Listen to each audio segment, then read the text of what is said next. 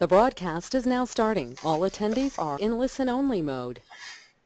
Good afternoon, everyone. Vinnie Viola with Birch Island Real Estate Consulting. I want to welcome you to, I guess this is our 8th webcast of 2016. Today, welcome for the next hour.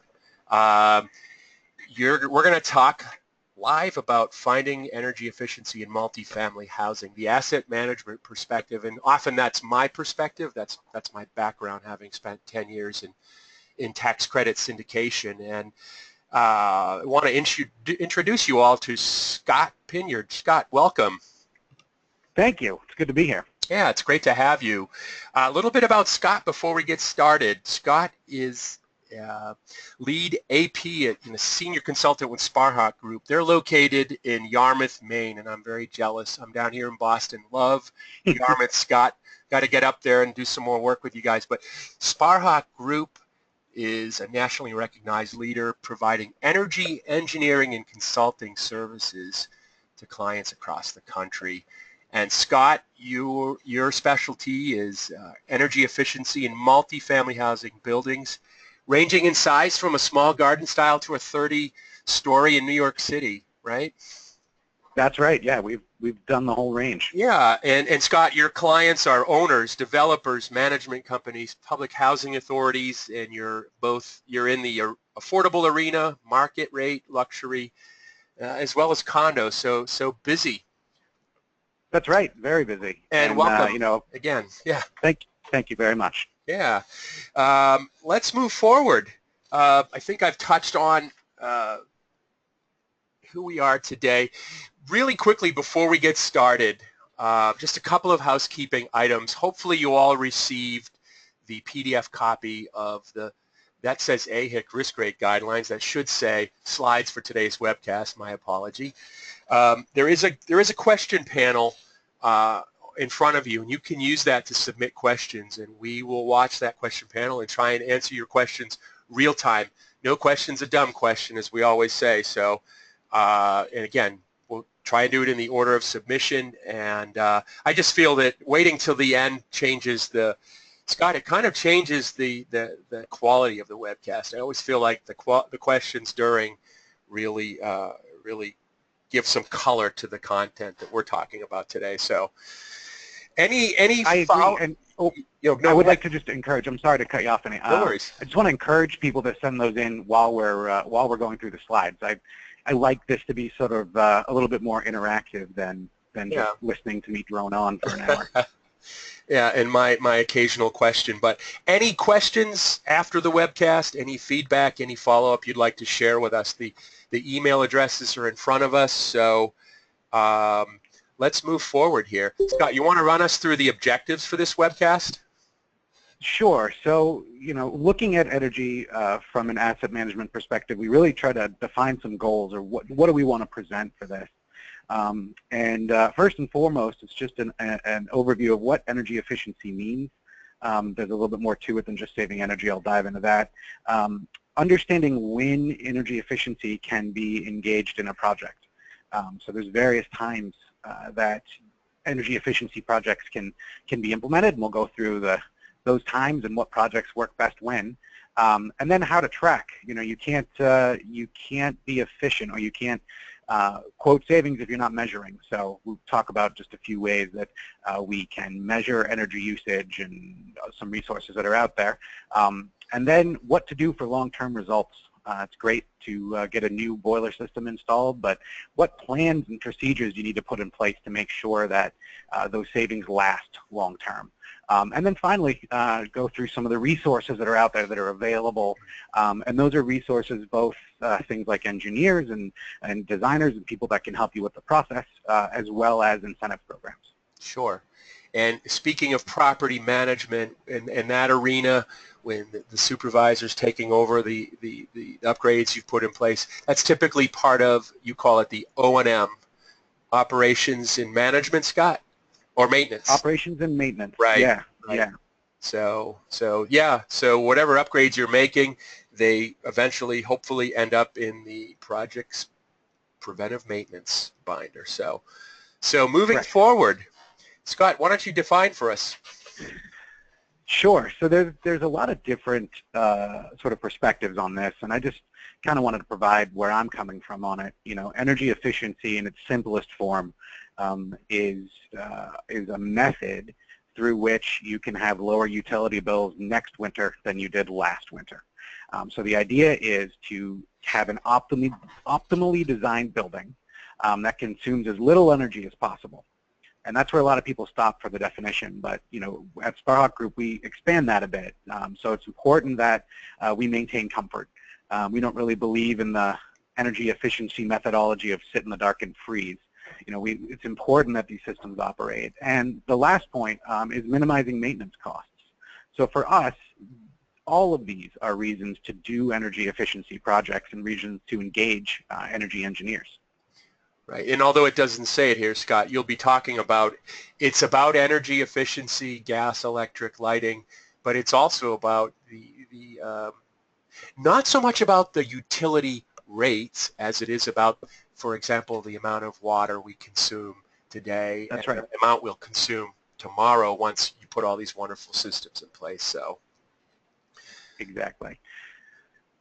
So why is it important for asset managers to engage in this? What does it have to do with them? Well, first of all, you know, energy efficiency projects maximize the owner's investment, and that can be looked at in a couple of ways. It could mean that any dollars the owner spends to do an energy efficiency project, you know, that has a payback to it, but it also means that you're protecting the asset long term. And if you do it right and you do it effectively, implementing energy efficiency adds value to the property. And as asset managers, understanding the opportunities to engage energy efficiency adds value to the role. sure. Yeah, I like that. You know, in terms of adding value, you're doing it both in terms of cash flow and then in terms of residual, no matter what the hold period is, right? That's right, and also knowledge, though. Just having an idea of, hey, this program exists, or we can call. There are people out there who can help us with this. Just in terms of being a partner and being part of the property management or ownership team. Sure. It's valuable to have someone who knows that. When an asset manager or Sparhawk tries to push down to the property level, working with an owner, these new concepts, these new systems, that's organizational change, isn't it? Thought process, behavior change, Scott? It really is, yeah. So, and you know, there's another sort of snag with this, which we'll get into later, but it has to do with training. So it's training, sure. Not just, you know, here's a book, here's how to take care of this, but here's how the system works, here's how, you know, here's when to call us, here's what you can do on your own. All of that information is valuable to the property. Sure. And it is change.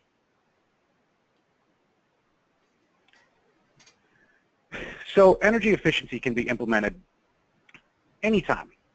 You know, you can change lighting out at any point. You can put in low flow aerators. You can change your boilers whenever you want.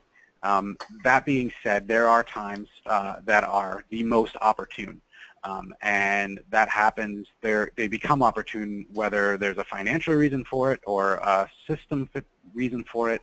But, you know, any of these big projects can be timed right to the financial ownership cycle, but the operations mindset of keeping systems in tune and maintaining that energy efficiency is a long-term project, and that doesn't end.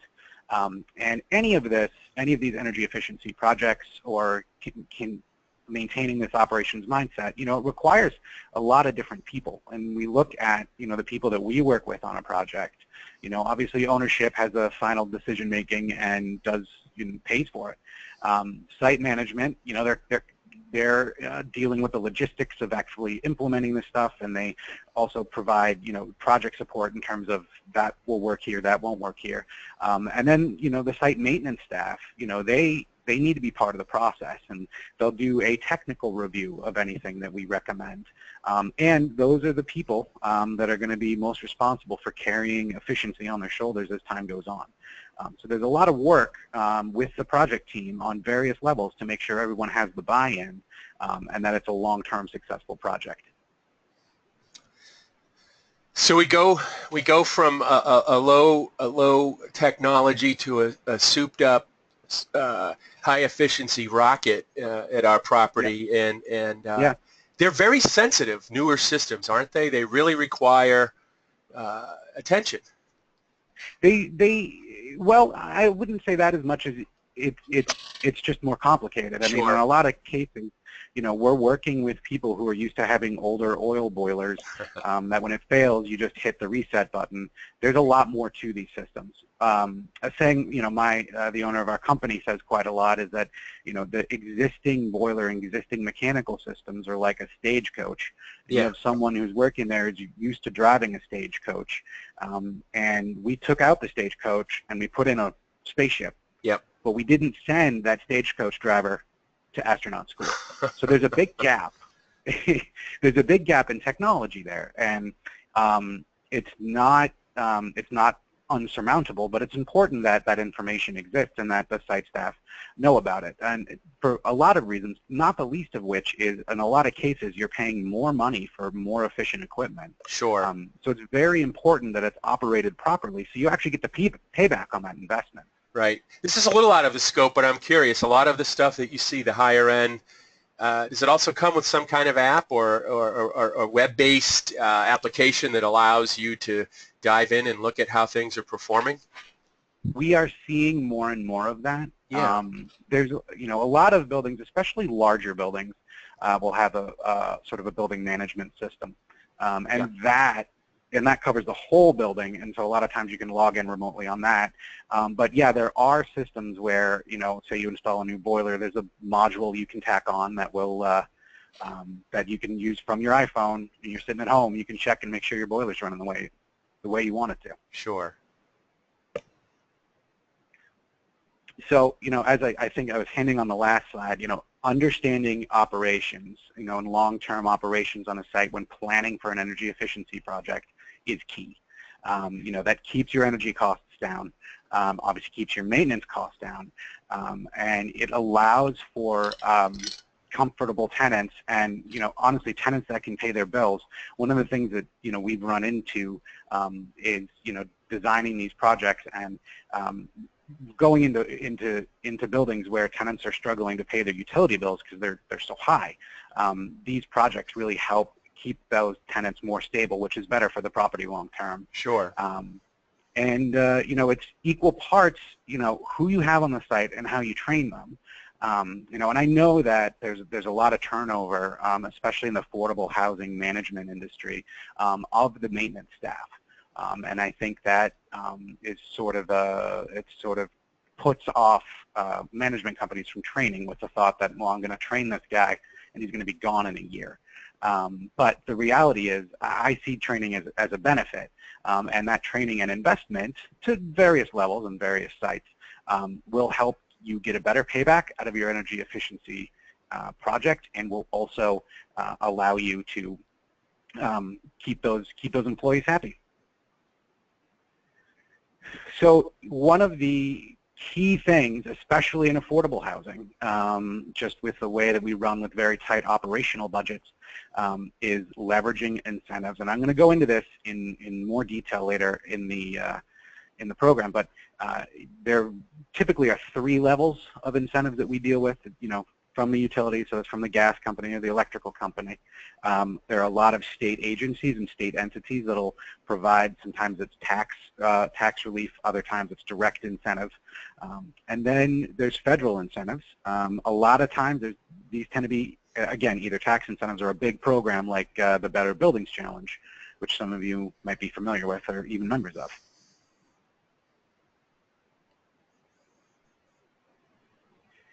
So, diving into when we can implement. So there are opportune times during the project ownership timeline to implement certain projects. So, the times that we typically see these projects invested in are, during rehab or recapitalization. Sure. That's obviously, there's a lot going on the site then, and it makes sense to do that. The other time is during when there's when there's consistent incentives. So by that I mean, there's an incentive program, it's open, the site has some money, it's just sort of opportune. And the third point that we want to make kind of about how to plan when these energy efficiency projects are implemented is thinking about the longer term role of energy efficiency at the site. So we have a lot of clients who will go through and do, I don't know, lighting, something which is typically a lower cost, shorter payback. It's a slam dunk measure pretty much all the time. But when you do that, you don't have those savings to claim when, say, you underwrite for lower savings when you do a recapitalization or rehabilitation. So it's important to think, all right, I can save this money now, but what is the right timing? Should I do this replacement if I know I'm 2 years out from a rehab, or should we try to limp through? And those are things that engineers can help you with, but there might actually be a financial incentive for waiting in some cases. Sure, and depending on what the item is, it's something that's built into a sources and uses during construction. It's heavy capital items that'll be expensed, or if it's during the operations period, it might be small items for water flow or whatever that aren't capitalized, that are actually expensed to operations. Either way, hopefully having. Go ahead. I was going to say, a lot of times too, if you're going through a rehab and you're going into one of these larger state programs, the more savings you get, the more incentive you get. So it could actually, you might actually get more incentive to wait 2 years to do that lighting than you would if you did it today. So it all, there's a calculation there that needs to be sort of worked through. Sure. So as I mentioned, one of the times is this recapitalization or rehabilitation. It's kind of the obvious time, and that's when we do the big stuff, right? That's when we do boilers or furnaces, all the domestic hot water system, any cooling systems, and also the expensive, windows, building envelope, those expensive longer-term payback measures. This is when they typically get done. I added lighting in here as well. So during this recapitalization phase, everything's up for grabs, and Sparhawk Group regularly makes a whole host of recommendations during this time. But and then we sort of pick and choose and develop the project that makes the most sense. Sure. One of the measures in particular, and I think it's good for this group to hear about this, is air sealing. It's something that's often overlooked, but if done right, and it can be pretty invasive to do it, there's some major savings to be had. And I think the next slide, right, Vinnie, has the graphic. So I borrowed this graphic from the EPA, but this just gives you a little bit of a hint of how air sealing is sort of an invisible measure, but why it's important, because all of this heated and cooled air escapes very easily out of building envelopes. We don't build super tight buildings. So it's important that these gaps and cracks, things, around maybe an attic hatch or a recessed lighting fixture, when the air can flow out and through the building that way, there's major, major insulation losses or energy losses. And on top of that, if it's humid air and it's flowing through the insulation, that insulation can get wet, and now you don't have any insulation value either. Sure. So it tends to be a big job, but during this recapital or rehabilitation time, that's when you're going to have people crawling through attics, and that's the right time to do it. Scott, am I getting ahead of you if I ask about air sealing testing? I've gone by buildings where their engineers looks like they're plugging all the doors, all the windows, and they're literally pressurizing the building.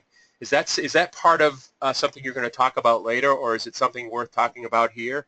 Yeah, go ahead, sure.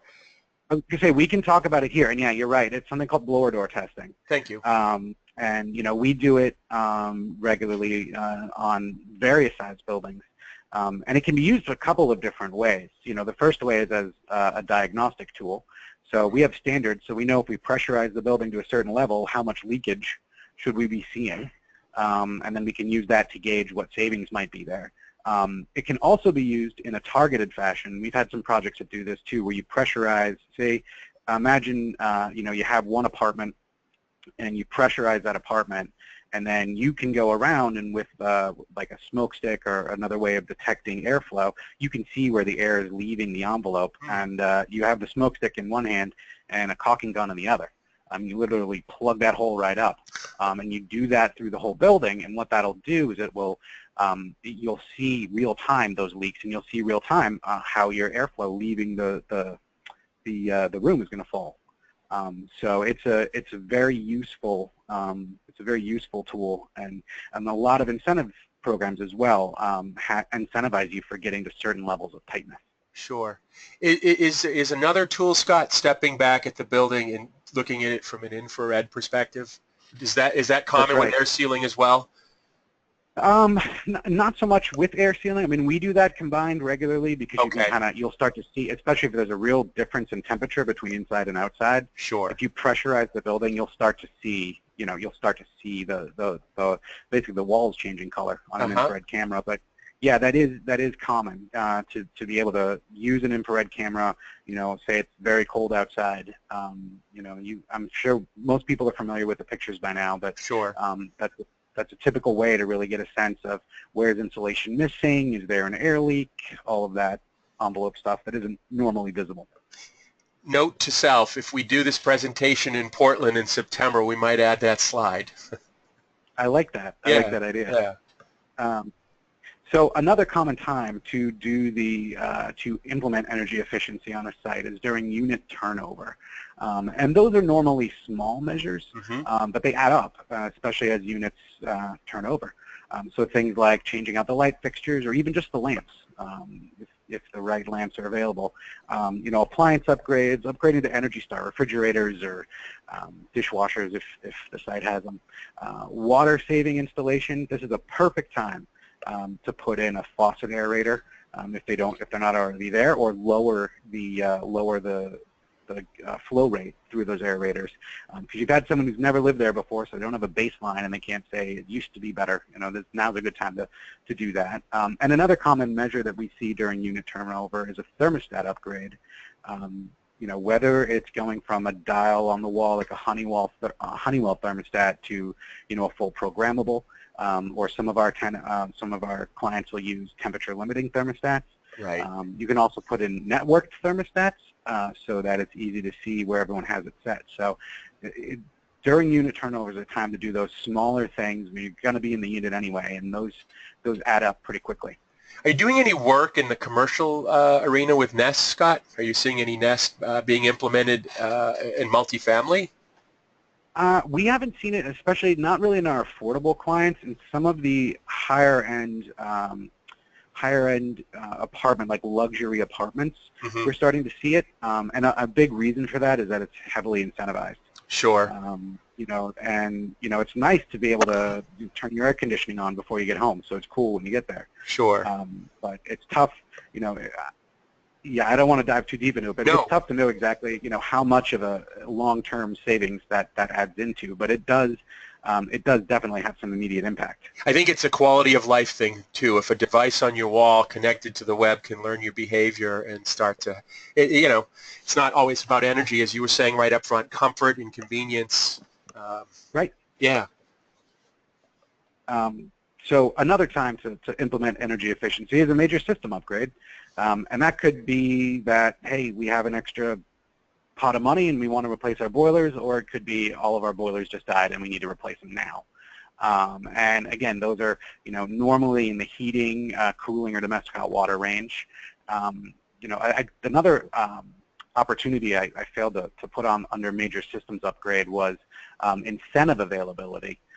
So we have had times when incentive programs, because legally they need to get rid of all the money in their program, when either they're flush with cash through something like what happened with the stimulus plan when President Obama took office, or they just haven't pushed enough out the door. They will really crank up how much they'll incentivize, just because they got to get rid of the money. And that has actually turned some of our clients on to doing a project that they were going to wait. But because those funds were available and it was such a good deal, that was a good time to move forward. Sure. Are we more likely to see those at the end of a fiscal year then, if we're going to see them anywhere, or is there no rhyme or reason to it? You're right. It is more normally toward, like, I'd say 3/4 of a fiscal year. They don't want to do it if they don't have to. Right. It looks better if they have a consistent drawdown. But having an energy engineer that has relationships in those arenas is a good thing, because you start hearing talk that, hey, this might happen or this might change. And so providing that the agency is allowed to change it mid-year, we do see that sometimes. And there'll be a big blip, right? About, like I said, about 80% of the way through. Mm-hmm. I just wanted to take a minute at this point when we were talking about major systems to kind of just do a parallel topic here on what's called commissioning. I'm sure that some of the asset managers here have heard of it in the past. It's relatively new service, but it's really important for folks in your position to have a concept of. And the overall principle is to protect the investment that the owners are making, and also maximize the return. So, a commissioning agent works to make sure that the systems that are designed are appropriate for the building. And then as they're being installed, the commissioning agent, reviews the installation, visits during construction, and then once the building's completed, the commissioning agent tests it. Okay. And the real idea behind this is that, the owner is, whether they're building a new building or renovating an existing building, they have contractors working for them and architects and mechanical engineers, and they're all trying to get the project done. The commissioning agent works as the owner's technical expert to say, yes, this is what you wanted and this is what you're getting. And it's become the norm on most multifamily construction. Some states, as a matter of fact, require it. And if done properly, you'll never know we were there. That's the idea. You eliminate those snags. But if you don't have commissioning, a lot of times the buildings are up and running, and you find out eventually that it's not as efficient as it was, or as you expected, or you're spending more money than you expected. And that's why it's important. I think, Vinnie, on the next slide, I have a little sort of a couple of bullet points about when to do it. Obviously, construction of a new site, like I said, it happens a lot. Even during a major renovation, if the project is big enough, it makes sense to have someone come in and commission that system. And there's any major systems that are worked on, boiler replacement, cogeneration installation, or renewables installation. Both of those, because they're high-tech equipment, we highly recommend having someone come in and commission it and make sure that it's working well with the other building systems, and that it's actually getting you the efficiency that you're looking for. So the commissioner would take a step back and potentially is reviewing the work of the architect, of the engineers that spec the systems going into the building. Okay. That's correct, yeah. And normally, they work with the design team. So sure, okay. The design team has some concept of the design, and then the commissioning agent comes on board, does a review of drawings and concepts, and puts out their 2 cents. They don't necessarily have authority in that, a commissioning agent can't change a design. Right. But they provide that information, they provide that input, and then, yeah, just keeping an eye on the process from an energy efficiency or building performance standpoint. That's really their job. And then, obviously, functionally testing that equipment is key. So you make sure that all the sequences of operation are executed as expected. You make sure that that high efficiency boiler is actually operating at the level that you expected, and that leads to a better design project and a project that's much more efficient. So might we see blower door testing being done at this point, where we're trying to close out the project and doing our final testing? That's where we would see this? Yep, that would be one of the times. A lot of times in an architectural specification, sometimes there'll be a requirement for air leakage, and a lot of state programs have that requirement as well. So it's once the building's done and obviously sealed up and ready, just about ready to be occupied, that's when we come in and we do that blower door test. This isn't the kind of thing that could hold up a certificate of occupancy, though, is it? Commissioning isn't, but if there is a requirement on that air sealing, in some states it can. Oh. Yeah. So, so next we wanted to talk about sort of key performance indicators. So, how do you know when your building is inefficient? how do you know when it's time to call someone like me? Well, there's some tools available. There's some free tools like Portfolio Manager, and you can also track internally. So it's a matter of what you maybe have the time for or have the appetite for, but both ways can give you an idea of, hey, I think something's off and it might be time to engage with someone.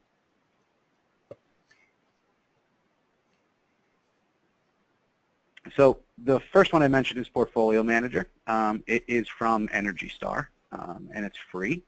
And I do recommend that people use it. It's a very large national database. It has all different types of buildings. Multifamily is only one of the building types that are in there.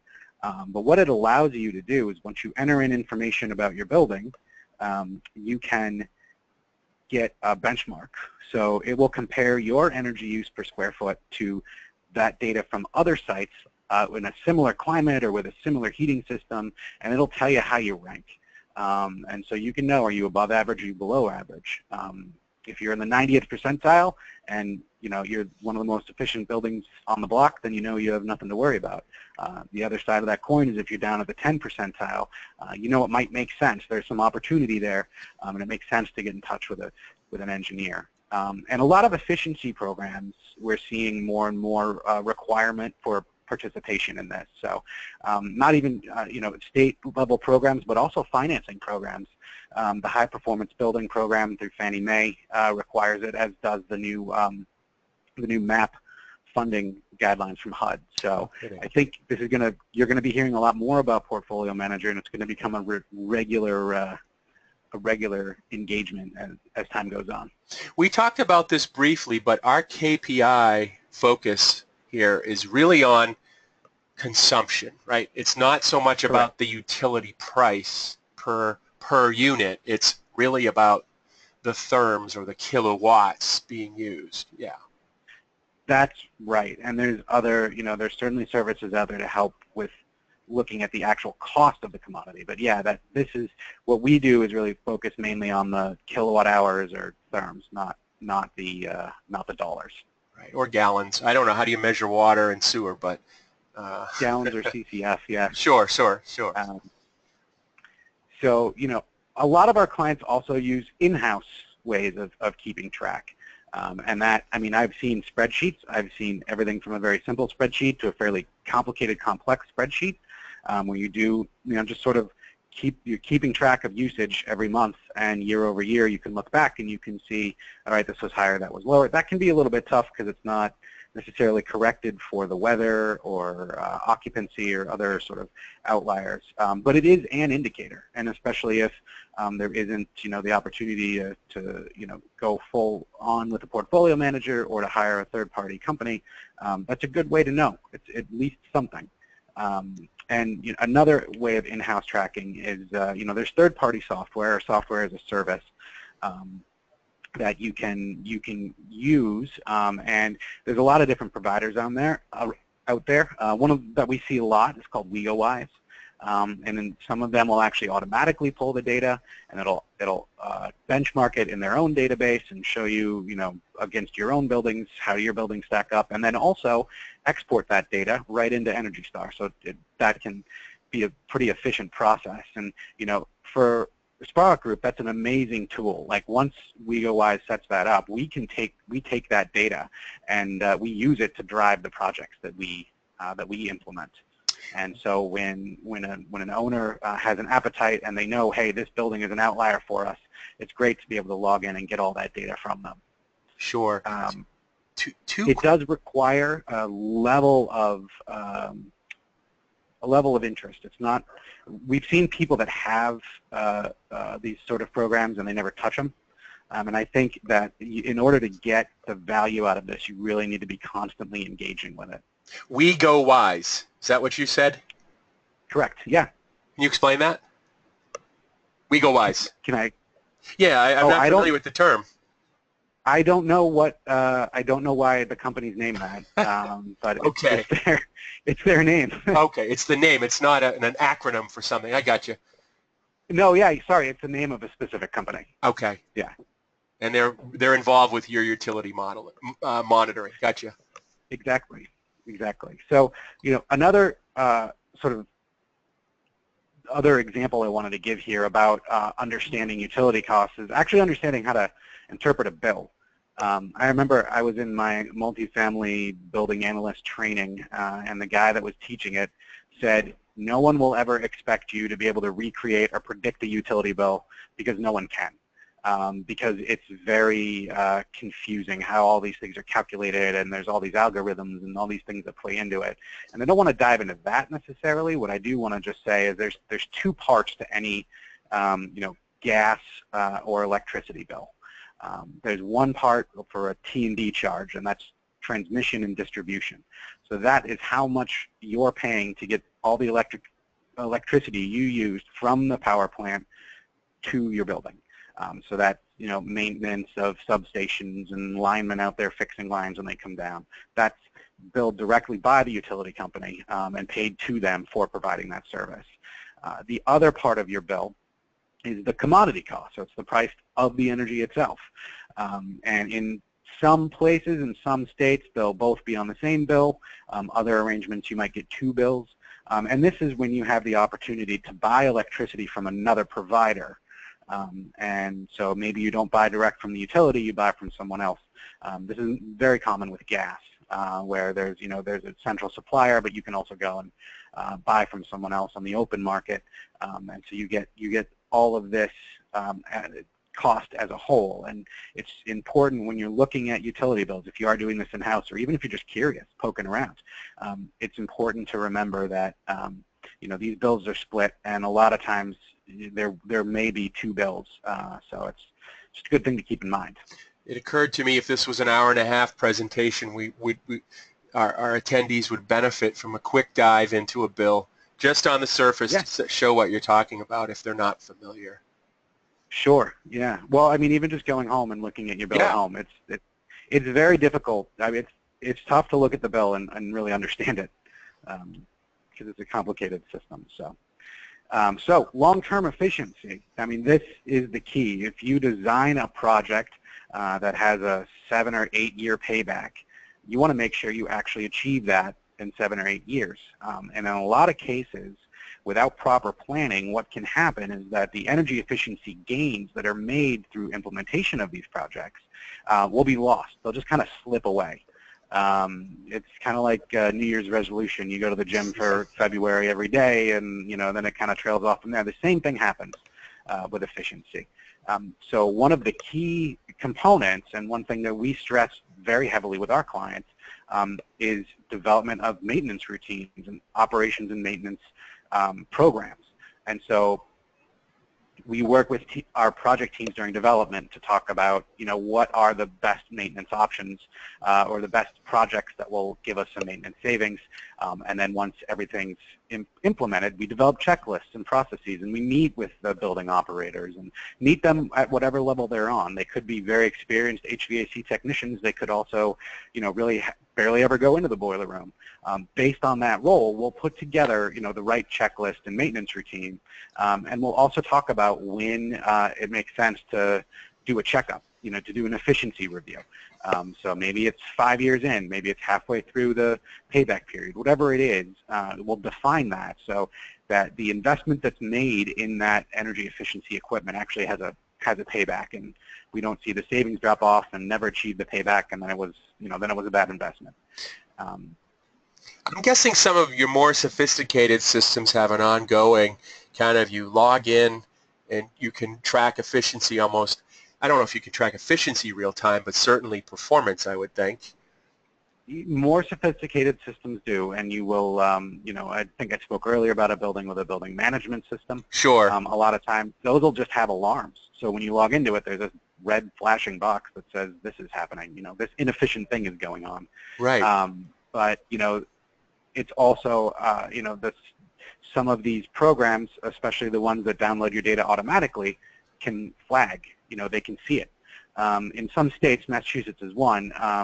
They provide, they have smart meters installed, and there's a measurement of electrical use at the property every 15 minutes, and that's transmitted back to the utility company. So you can actually, if you really dive into it, you can actually get an alert, daily of how your building's doing. On any utility, water? Electric, gas? Not water, just electricity. Yeah, I Okay. should have been clear about that. No. Just electricity. There's other states are slowly implementing them, but Massachusetts is one of the few that has that widely implemented. And one other point I wanted to make on this slide too is, training the staff, as I mentioned before, is a key component to this, and making sure that those, if they are stagecoach drivers, that they're astronauts by the time we're done with them. But also, we just completed a large training. We gave a training through the Better Buildings program to 20 Better Buildings members in Boston earlier this year, and it was for technicians. It was for technicians that manage multiple sites, and they were so grateful for that opportunity. It's just something that they don't have. I don't have any results with, if that changes their decision, how long to stay with a company. But I do know that, we heard a lot of thank yous, and so did the Better Buildings members that sent their folks. So it doesn't need to be a large investment, but it can be one that really pays off long term. Otherwise, you're operating almost, I don't know, for lack of a better metaphor, you're operating in the dark in terms of what should I be doing. I mean, like you say, operating a stagecoach and a rocket, they're very different approaches. So you do that, and then I think, also when you don't have those steps planned out, you have a lot more calls to contractors to fix problems, and that costs a lot more money. So, really making sure that the people that are on site are empowered or have some level of understanding, whatever is, appropriate for their role. That is key to making sure that you catch efficiency problems before they get too bad, and that if there is an issue, you don't have to pay, 10 times more than you normally would to fix it. That there's sort of procedures in place that help with that. Before we jump into the next section, I'm looking at my monitor, my dashboard here. I don't see any questions. If there are any questions, don't hesitate. Please submit them, and we can discuss them on anything Scott's discussed so far. So we have a good group out there, and they seem to be very attentive from what I can see on my screen. So if you have the questions, if not, we're going to jump out of this little rest period and talk about available resources, Scott. Sure. So as I'd mentioned, there are a lot of different incentive programs, and it's all based on where you're located. We'll get into that in a little bit more detail on a later slide, but one thing to keep in mind is that incentives can be combined. So if you're doing a major project, and by that I mean either building a new building or doing a major rehab, you can get utility incentives for part of the project and state incentives for part of the project, and maybe a program incentive, a federal program incentive. You can stitch them all together for work that you might already be doing. It's just important to know that that's out there, that's a possibility, and that's what groups like Sparhawk Group does. We know the energy engineering side of it, and through doing our work have become very familiar with these programs. And so for larger projects, you tend to stand a pretty good chance of being able to link a few things together and really either be able to spend less money overall on the project or to spend the same amount of money and get more done. Sure. So there's a lot of opportunity out there. Scott, are the resources do they become sources for the development budget, or is this funding that comes in after it's built and tested, or is it a little bit of both? It's a little bit of both. I'll get into that actually. Okay. And I think it's the next slide when I kind of go through what those are. So Energy Star, that's one that there's a lot of different opportunities through Energy Star. But some are as simple as rebates. Some are more complicated, where if you do, Energy Star is portfolio manager, so if you do portfolio manager and either achieve or maintain a high enough rating, there's a financial incentive for that. And there's also the HUD MAP program and the Fannie Mae Green High Performance Building, and I know there's more programs on the way. They actually they base their whole funding opportunity on Energy Star score. So in a lot of cases, if you can get your Energy Star score to a certain level, you can actually underwrite up to 75% of the savings. That's specifically for MAP, but so this is a program with many different uses. It makes sense to engage in.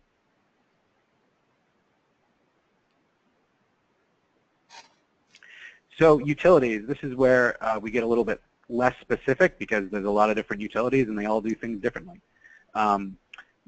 In most states, there is a charge on your bill. You'll have it even on your bill at home that is for sort of a giant pool of money, and it's pennies that everyone pays every month, but it adds up. And the idea of this money is it's used to be spent to lower the stress on the grid. We have a very old infrastructure, and we've grown a lot, and our infrastructure hasn't necessarily kept pace. So it's energy efficiency is a real concern of utilities and state governments. And so the way these funds are spent in every state is different. Some states, Connecticut has, I think it's Energize Connecticut. New York State has some other programs through their utilities, through National Grid and Con Ed. But in general, there's two different types of incentives. The first type is the real simple type, and this is if you buy this light bulb, we'll give you $2. Very simple, typically paid after it's installed. And the larger programs are really what are called custom incentives. And those are incentives that they will give you based on how much money you're going to save. So in a lot of cases, a company like Sparhawk Group would come in and do a calculation, say we're doing this project, it's going to save this many kilowatt hours, and the utility has a formula that they run that through, and they say, all right, if you do this, we'll give you X amount of money. And that's all done up front, and then sometimes it's paid out a bit up front and a bit later on, and it's different in every state.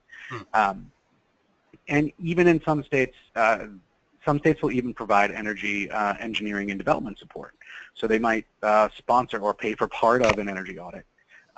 But the main point here is that energy engineers understand all these different programs, and we're here to help you navigate that and figure out what the best options are. Do any states offer a preferred utility rate if you behave a certain way, if you manage your utilities and your costs, your consumption, the way it's expected, Scott? Like an ongoing preferred utility rate, maybe a lower... Yeah, it'll happen with large consumers, of which multifamily housing actually isn't. Okay. So we're talking like large commercial consumers, factories, places like that, it can happen. But that just because I haven't seen it doesn't necessarily mean it's not happening somewhere. But to the best of my knowledge, we work pretty much everywhere east of the Mississippi, and I'm not really familiar with a program like that. Sure. If anyone listening is for multifamily housing, rewarding the owner ongoing with a lower preferred rate, shoot us an email after. Scott, we're going to jump into my arena for a minute, tax credit compliance. I taught this last week at Enterprise Capital in New York City, the compliance side of utilities. But you and I were talking about this, and why do we care as an asset manager? Well, getting the right utility allowance is important, but also let's just take a quick look at this example. We have a project here. It's a one-bedroom at East Side Apartments. That maximum rent the owner can charge is $950. And how does that work? Well, it's a combination of the tenant-paid portion of the rent and then the utility allowance that the owner has to give or build into the tenant's gross rent. So the combination of the utility allowance and the tenant-paid portion can't exceed $950. Now, what in New York City, where tax credit rents are at the maximum, where the gross rent's at the maximum, combining those two pieces, it's safe to say, of course, you're going to need agency approval, right? But is it unreasonable to think if I can, as the owner, reduce my utility allowance from $150 to let's say $125, I could pass along that savings to the tenant-paid portion of the rent, right? Is that the right math? Yeah, that is the right math, correct. And we see clients do this all the time, especially with larger projects.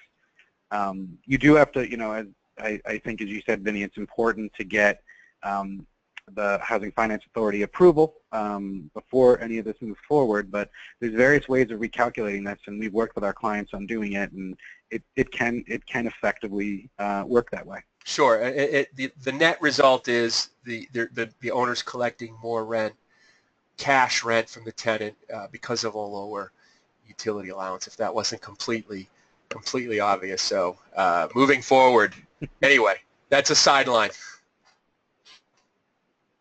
So state agencies also have some opportunities. There are programs. New York State has an agency called NYSERDA. They've been one of the leaders, particularly in the multifamily world, for a long time. They have a lot of different programs. One of those programs is Pay for Performance. There's the LEAN program in Massachusetts. I know Maryland is an Empower program. So in a lot of different states, there are programs that are set out by these state agencies to help encourage and incentivize energy efficiency. A lot of them we're seeing are going more and more toward the Pay for Performance role, which is where you get a little bit of money up front, but a year and a half out, they go back and do a review, and if you've met your goals, you actually get the remainder of the incentive. Cash payment of some sort. Of some sort, yeah. Yeah. That's how that works. So another resource I wanted to point out, not necessarily a financial resource, but guys like me, people that work in this world regularly get to know and understand the energy efficiency programs that are out there, who are running these programs, how to engage in them, and how to string them together. And there are a lot of energy consulting firms out there. Sparhawk obviously is one of them, but if you have an existing relationship or want to start a new one, it's a great way to reach out and say, what are the opportunities, in Maryland or upstate New York? Like, what are we doing? What programs are there? How does this work? And energy engineers can help you do that. Let's take a look at a case study, Scott. You've put this together. Silverleaf Terrace. Yeah, I should have put the town, state, city and town, or city and state there, but this is in Leominster, Massachusetts. It was a major renovation of an existing property. They were it was walk-up, 3-story units. We were able to develop a fairly in-depth energy efficiency project as part of the rehabilitation. And so that was all new boilers, all new domestic hot water system. We took the siding off and did a full insulation upgrade. Obviously, while we did that, we were doing air sealing, all electrical, lighting, all of that is included.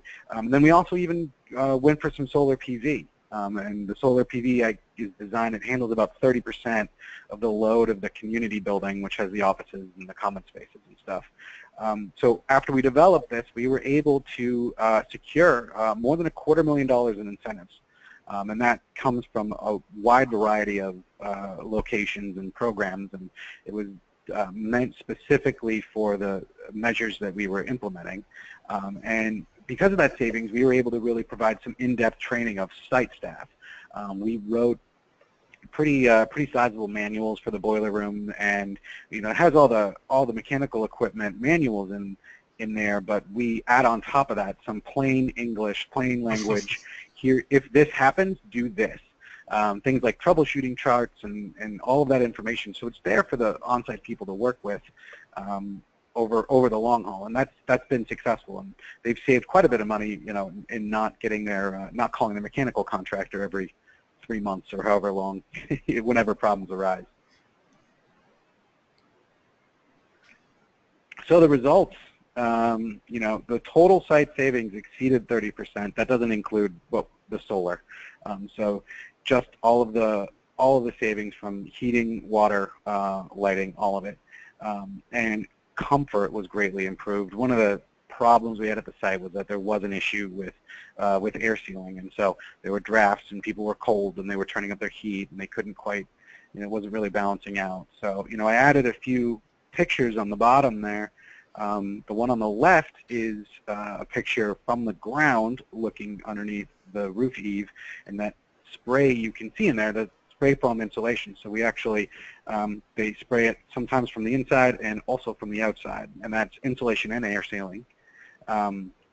those two R2D2 looking pieces of equipment in the middle there are boilers. And these are significantly smaller boilers than what were installed, but also significantly more efficient. And then on the right is the solar being installed. Those solar panels, that solar system, once it was installed, we commissioned the boilers and the solar PV, and that, that led to this 30% savings. So it's a project we're pretty proud of. Yeah, this looks, so the middle slide, this is a baseboard water moving around the building? Yeah, that's what it looks like. Yep, yeah, that's right. So it's almost, it's being heated real time instead of stored in a big tank is what that looks like. It's so small. Yeah, it's not like a lot of older school boilers where there's, either a tank or just a lot of mass in the boiler. The water flows right through and heats right up. And we're, one of the things, not to get too technical, but one of the things we were able to do is lower the return water temperature. So these boilers were actually in condensing mode. And condensing mode is where you see 95% efficient boilers.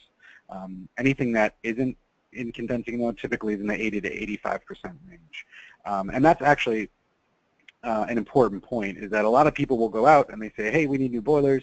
They'll go and they'll buy condensing boilers, and the people designing and engineering the system don't necessarily pay attention to what the distribution is. Right. So sometimes you have a mismatch where you buy these more expensive condensing boilers, but the boilers never condense because the building was just a bad fit for them. So it's issues like that working with energy engineers can help avoid. That's part of commissioning? That's part of design. Okay. It would also be part of commissioning as well, yeah. Okay. So we're coming up on 3 o'clock, 1 hour. This has been great. I can think of a number of ways to expand this presentation, but this has been great, Scott. But I think before we wrap up, you have some sort of closing thoughts. We talked about what are the 5 things you take away from this presentation today? So I think, probably the most important one is that you don't need to wait to implement this. There are things you can do now that will lead to energy efficiency. It's not just a rehabilitation. These energy efficiency projects do not need to be large boiler replacements. There's a range of stuff that can be done. Commissioning of large systems is a wise investment. We always recommend it, particularly with large building systems like boiler plants and chillers and cooling. Training of your building operators and your maintenance supervisors avoids that slippage. It allows you to maintain the savings long term and actually realize the return on investment. And finally, resources are available. There's people to talk to. There's engineers. There's people at the efficiency programs themselves. And we all can help you gain access to the financial incentive that can make some of these projects work better. So is Energy Star as simple as EnergyStar.com? Where would I find that? Is it EnergyStar.gov. HUD website? .gov. .gov. Energy. Yep. EnergyStar.gov. And if anyone out there is listening and interested in what programs are available for them, they can shoot me an email. I can give them a few links. Just say, here's who we know. Right, by state. Yep. Fantastic. Well, Scott, it is 3 o'clock, and our first webcast together. I thought it went well. I don't have any questions on my dashboard here, so with that being said, if there aren't any lingering questions or thoughts, if there are, email us. But otherwise, I want to thank you all for tuning in today, for your confidence in Birch Island and Sparhawk for this training, and hopefully we'll see you again on another asset management type webcast for multifamily housing. All the best to all of you, and thanks again for tuning in. Yes, thanks, thank you. Scott. And thank you, Vinnie. All right, have a great day. Bye-bye.